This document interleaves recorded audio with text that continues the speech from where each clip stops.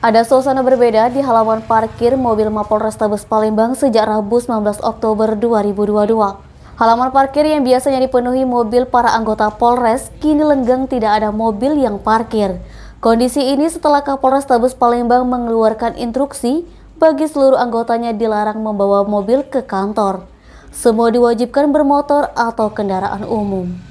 Sebagai contoh, sejak hari pertama instruksinya, Kapolrestabes Palembang Muhammad Ngajib telah menggunakan motor saat ke kantor. Dikatakan Ngajib, instruksi tersebut adalah aplikasi dari instruksi Kapolri yang menerapkan imbauan Presiden kepada seluruh anggota Polri untuk hidup sederhana.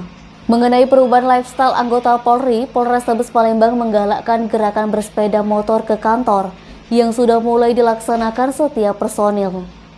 Muhammad Ngajib mengatakan program yang dibuat sesuai dengan kebijakan Kapolri Jenderal Listio Sigit Prabowo.